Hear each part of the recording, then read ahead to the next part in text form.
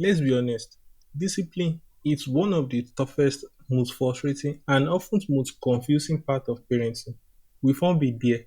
That moment when your child is flat out refusing to do something you've asked, or they are eating their sibling, or they are talking about it that way that just pushes all your buttons.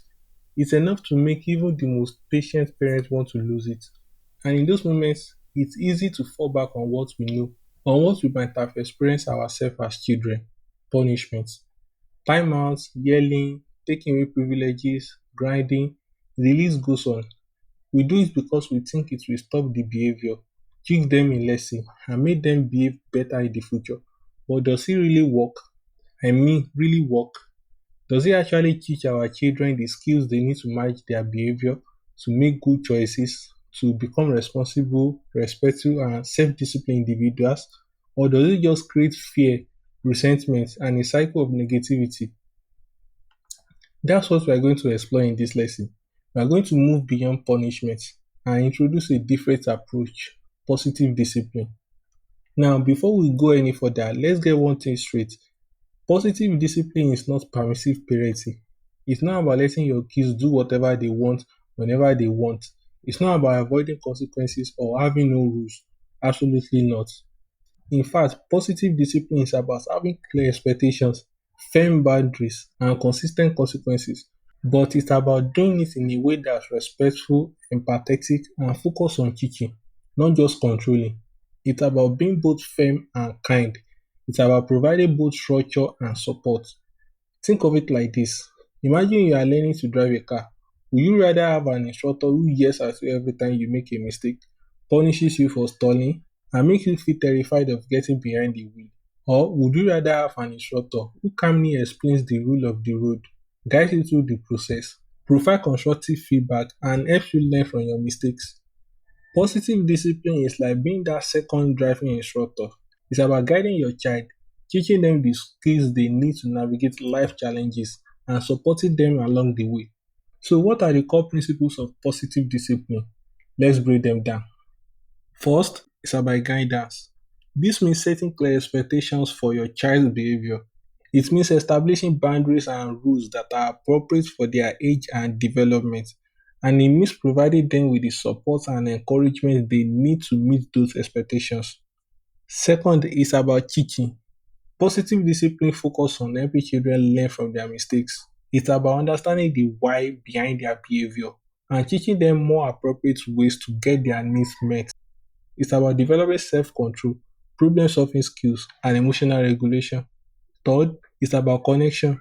This is perhaps the most fundamental principle of all. Positive discipline is about building a strong, trusting, loving relationship with your child. It's about creating a secure attachment where your child feels safe, loved, and understood. Because when children feel connected to their parents, they are more likely to cooperate, to listen, and to learn. Fourth, it's about respect. This means treating your child with dignity and understanding, even when they misbehave. It means listening to their perspective, validating their feelings, and avoiding harsh or punitive language. It means remembering that they are children and they are still learning. And finally, positive discipline is about long term solutions. It's not about quick fixes or temporary behavior changes. It's about developing skills and strategies that will help children manage their behavior throughout their lives. It's about fostering resilience, self discipline, and a sense of responsibility. Now, let's contrast this with traditional punishment. Punishment at its core is about controlling behavior through fear and coercion. It's about making a child suffer for their misbehavior in the hope that they will avoid doing it again in the future. But the problem with punishment is that it often backfires. It might stop the behavior in the short term, but it doesn't teach the child anything about why the behavior was wrong or what to do instead. And it can have some serious negative consequences. Punishment can damage the parent child relationship, creating fear, resentment, and distrust. It can make children feel angry, ashamed, and humiliated, and it can actually lead to more misbehavior as children may become rebellious, sneaky, or defiant to avoid getting caught. They do not see it as discipline. Punishment focuses on the past, on what the child did wrong. Positive discipline focuses on the future, on what the child can do differently next time. It's about learning, growing, and developing the skills to make better choices. It focuses on the child's behavior, not the child. So we've established that positive discipline is not permissive parenting, and we've outlined the core principles that guide this approach. Now let's get practical. Let's bring this to life with some real world examples. How does positive discipline actually look in those everyday parenting moments? Let's say your child refuses to share a toy with a friend. A typical punishment based response might be to yell at your child, take the toy away, or send them to a timeout. But what would a positive discipline approach look like? First, you will get down on your child's level, make eye contact, and speak calmly. You might say something like, I see you're having a hard time sharing your toy right now. It's tough when you really want to play with something, but sharing is important. It helps us make and keep friends. Then you might help them find a solution. Maybe you could suggest taking turns, finding another toy to play with, or setting a timer so each child gets a chance to play with the toy. You're not just telling them not to do something, you are teaching them what to do instead. You are guiding them towards a more appropriate behavior. Here's another scenario. Imagine your child throws a tantrum in a store because you won't buy them a candy bar. A typical punishment based response might be to scold them, threaten them, or even drag them out of the store, kicking and screaming. A positive discipline approach will be different. First, you will acknowledge their feelings. You might say, I know you are really disappointed that we are not getting candy today. It's okay to feel that way. It's hard when you want something and you can't have it. Then you will set a clear boundary. But we are not buying candy today. We already talked about that before we came into the store. And then you might offer a distraction or a choice. We are going to buy some fruit. Would you like to help me pick out some apples or some bananas? Or if they are really upset, you might simply say, I see you're having a hard time.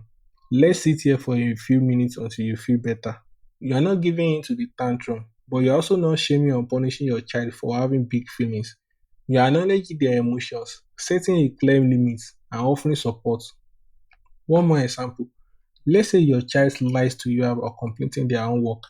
A typical punishment might be to grind them, take away their screen time, or yell at them for being dishonest. A positive discipline approach will focus on understanding the why behind the lie. Did they lie because they were afraid of getting in trouble? Because they were overwhelmed by the assignment? Because they didn't understand it? You must start by saying, I know you said you finished your own work, but I checked with your teacher and it seems you didn't.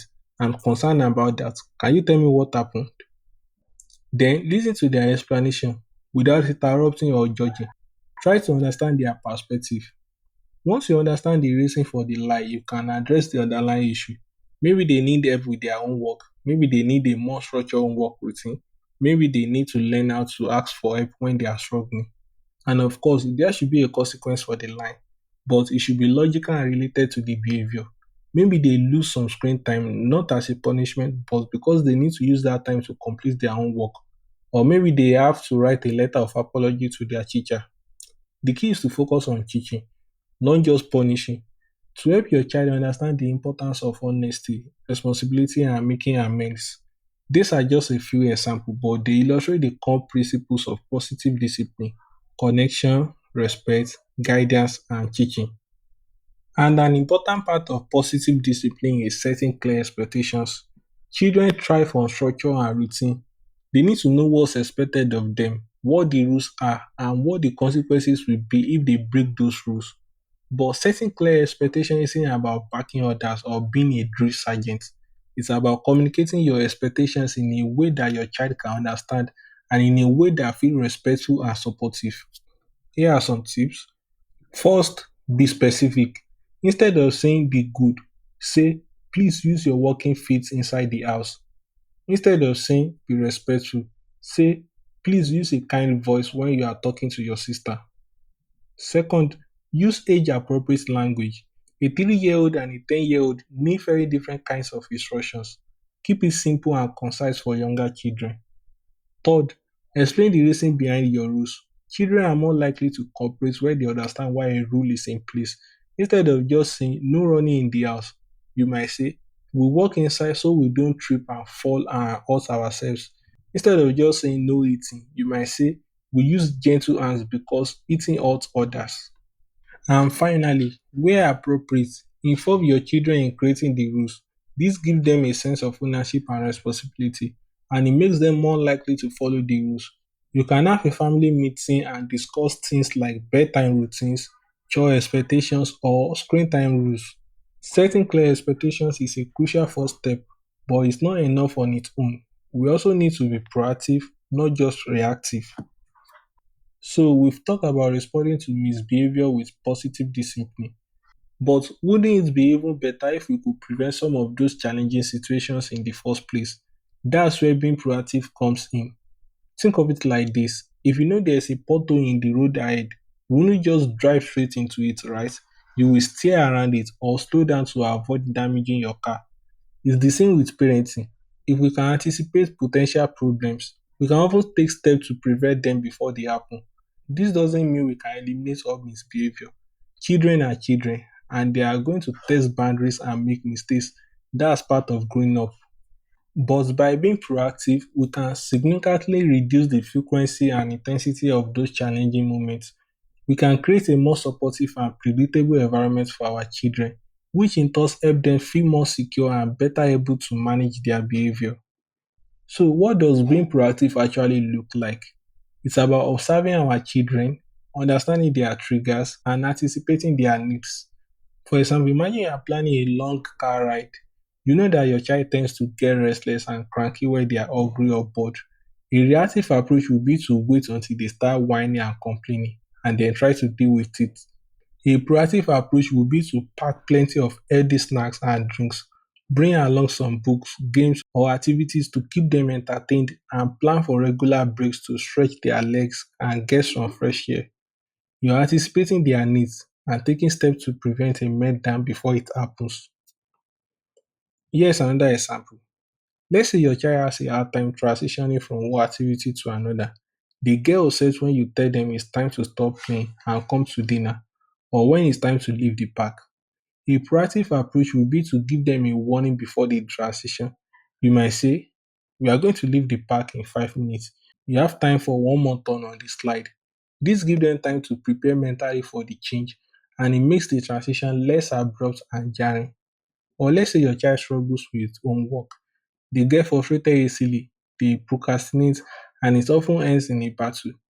A proactive approach might be to create a designated homework time and space, free from distractions. You might establish a routine where they have a snack and a short break after school, and then they start their own work. You might sit with them, not to do the work for them, but to offer support and encouragement and to help them stay on track. These are just a few examples, but the principle is the same. Think ahead, anticipate potential problems, and take steps to prevent them. It's about being observant, understanding your child's individual needs and trigger, and creating an environment that supports their success. And it's also important to remember that being proactive isn't just about preventing misbehavior, it's also about creating opportunities for positive interactions and connections. It's about making time for family meals, playing games together, reading together, having conversations, and simply enjoying each other's company. These positive experiences build a strong foundation of trust and connections, which in turn make it easier to navigate the challenges when they do arise. So, to recap, positive discipline is about moving beyond punishment and embracing a more respectful, effective, and long term approach. It's about guidance, teaching, connection, and respect. It's about setting clear expectations, being proactive, and helping our children develop the skills they need to manage their behavior and thrive. So, I encourage you to start shifting your mindset. Start thinking about how you can move away from punishment based responses and embrace the principles of positive discipline.